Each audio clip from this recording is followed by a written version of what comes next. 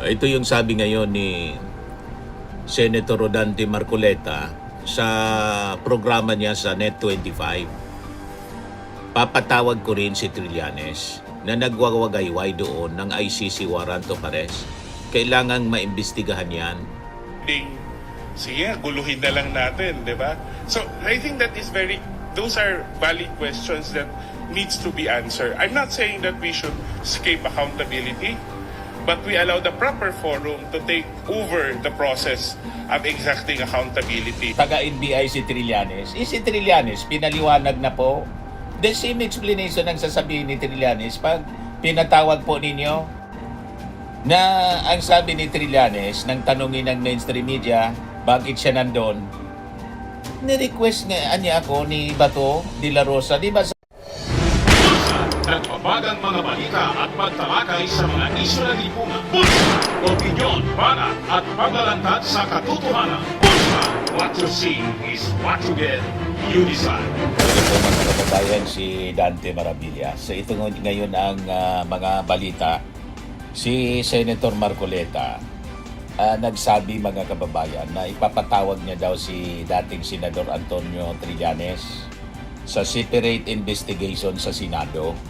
Gusto niyang hinga ng paliwanag itong si Trillanes kung bakit daw may dala itong warrant of arrest laban kay Bato de la Rosa. Ito yung sabi ngayon ni Senator Rodante Marcoleta sa programa niya sa Net25. Papatawag ko rin si Trillanes na nagwawagayway doon ng ICC warrant of arrest. Kailangang maimbestigahan yan. Talaga niya, Mr. Maravillas, ito mga Duterte senators, sablay talaga yung pag-iisip. Talagang sablay. Ang dapat niyang ipatawag si Robin Padilla para maimbestiga kung bakit itinakas niya si Bato de la Rosa. Diba mga kababayan? At saka si Aplaska. Kung bakit siya nagpaputok ng baril na wala man pinapatamaan kundi mga butiki. Wala mang tao. Anyway, Mr. Maravillas, may separate Senate investigation na, di ba? Na final si Bam Aquino. Yun ang matino na Senate investigation. But mga kababayan, itong mga pinagagawa ng majority senators, malinaw po itong attempt na i-divert yung atensyon ng publiko sa impeachment trial laban kay Sara Duterte. Talagang gagawa sila ng drama, gagawa sila ng eksena. Kahit yung ipapatawag po na investigasyon ng subcommittee ng Senate Blue Ribbon, ayun din po yung deflection, yung purpose para ilayo ang focus ng publiko sa impeachment trial ni Sara Duterte. Gagawa sila ng mga ingay sa pamamagitan ng mga pasabog kuno. Yun din yung sabi po ni Jude Asidre, Tingog Party List Representative.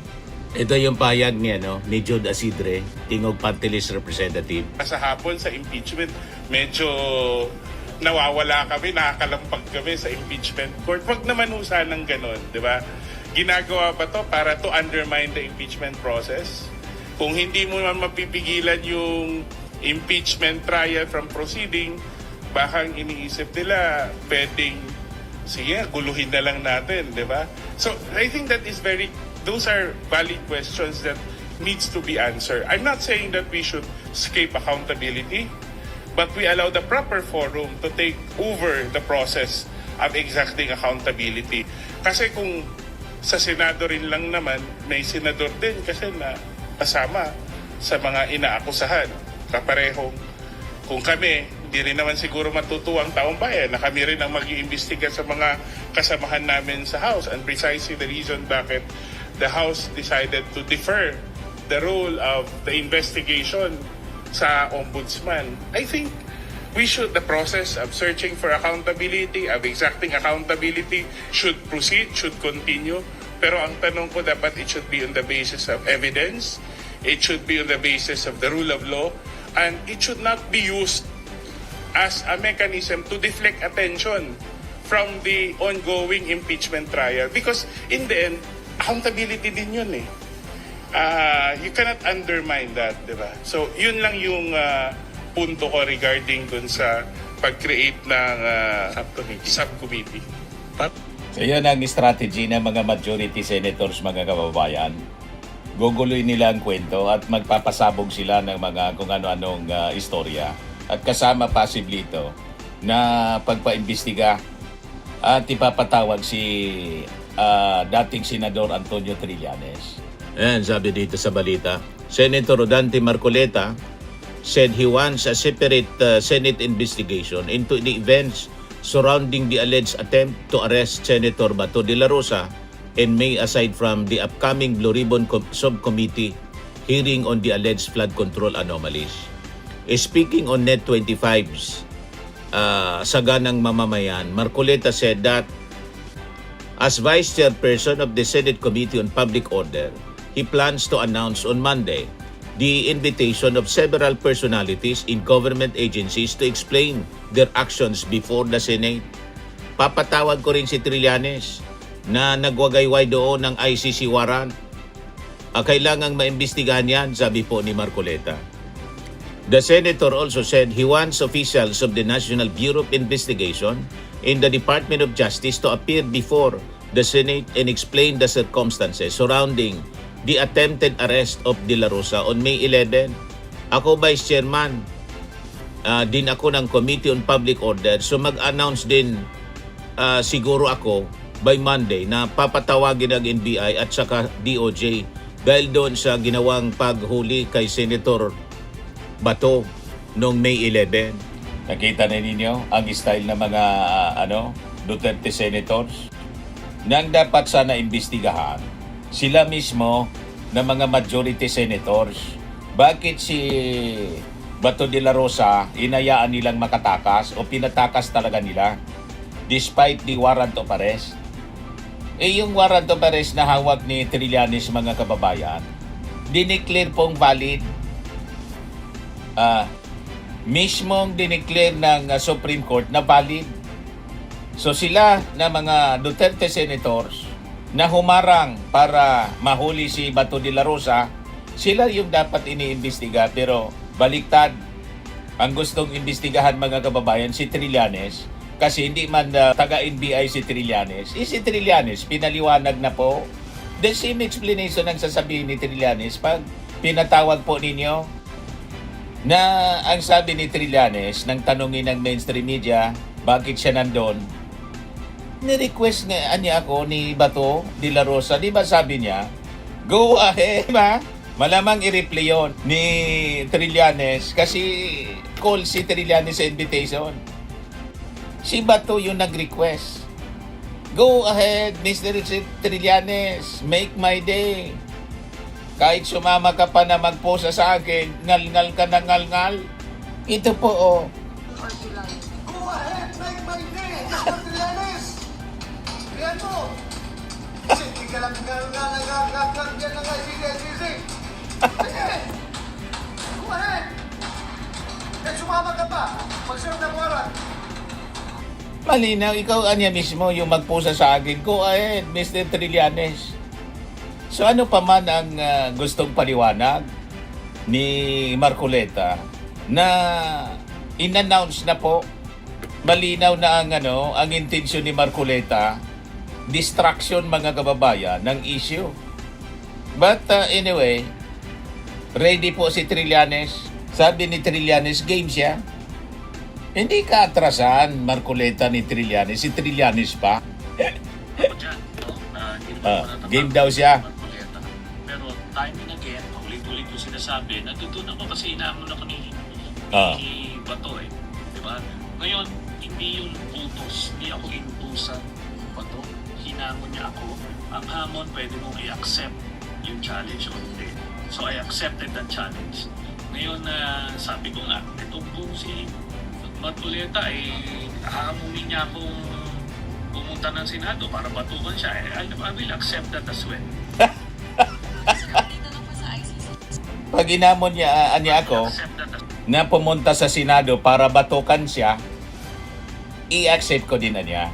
Si Trillanes ba, kay di ko nga naamo mo, hindi natakot si si Trillanes, sa'yo pa. I-challenge mo daw, Marcoleta, si Trillanes na batukan ka. Talagang babatukan ka noon. During the Quadcom investigation po, lahat ng challenge kinol ni Trillanes. Gusto nga magpasampal si Trillanes kay Digong para lang buksan, mga kababayan, yung kanyang bank account. Sige niya, sampalin mo ako. Hindi umobra si Digong. Gustong hampasin ng si Trillanes. Gustong hampasin ng microphone. Hindi po kumurap si Trillanes. Sanay si Trillanes agad. Sundalo yon, dadong matapang. Hindi tulad ni Bato de la Rosa na make my day Mr. Trillanes. Pagkatapos, nang nandun, winawagay-way yung warrant of arrest, biglang tumakbo si Bato. Nagkasugat-sugat yung kamay. At ngayon, nagtatago. O, di ba? Puro kasi ablada. Puro daldal. Alam namin, Marcoleta, ang intensyon ninyo sa Senate majority, sa mga pagpapatawag, para yung discussion, yung diskurso sa impeachment ay hindi na mapag-usapan yung issue sa impeachment, yung mga articles of impeachment na kinakarap ni Sara. Gusto ninyo gumawa ng kwento para pagalin yung isipan, i-confuse yung mga mamamayang Pilipino. Hindi po kami magsasawa doon sa articles of impeachment. Ibabalik at ibabalik namin yung diskurso sa impeachment. Alam namin yung intensyon ninyo, mga Duterte senators. Gumawa ng kwento, gumawa ng controversy. Kaya nga magpapaimbestiga kayo sa Blue Ribbon, sa flood control. Pero kayong nag-imbestiga sa flood control, kayo din yung sangkot. Paano maniwala sa inyo yung publiko? Moro-moro na investigasyon, mga kababayan, ang gagawin nila. Tulad ng drama na ginawa nila na the Senate is under attack. Para patakasin si Bato de la Rosa. Umanda kayo dyan sa Senate majority kasi other than yung mga flood control scandal, pati yung kaso mo, plunder din, at saka yung obstruction of justice. Ayan lang po, mga kababayan, yung short video natin ngayon. Ako po si Dante Maravillas. Bye-bye po. God bless. Swimming and lifting cream, pinapahid po sa mga pulses in affected area. Mainam po sa paninigas ng mga kaso-kasuan. Ito naman po, Automax Radiant Serum. Sa mukha naman yung application. Anti-aging po siya. You will look 10 years younger than your age. Sa mga cancer patients naman po, baka lang gusto ninyo itong itry. Neng siya red mixed fruit drink. Hindi mo po siya gamot, food supplement siya. Kaya lang, gawa siya, mga kababayan, sa goji berry. Yung goji berry may anti-cancer properties. O ngayon, yung mga inquiries ninyo, dumiritso na lang kayo sa aming messenger sa Facebook para masagot namin agad. Ayos pa?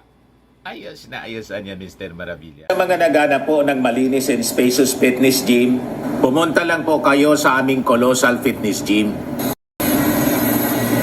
May Grab car rental din po kami. But anyway, ito po pala yung aming bagong product na binibenta online. I am worldwide amazing pure organic barley powdered drink mix from Australia. Negosyo to ng aking anak na architect entrepreneur Riz Maravillas. Ayan po. Kontakin na lang po ninyo siya, Riz Maravillas, on Facebook. Ang mga health benefits niya: boost immunity, improves digestion, enhance energy levels, packed with antioxidants, prevent cancer. Ito naman po yung bago naming product na binibenta online. Eye Glow Serum, whitening po siya. Tingnan ninyo yung epekto sa aking anak na architect before and now. Yung mga inquiries po ninyo, dumiretso na lang kayo sa kanyang Facebook account, Riz Maravillas.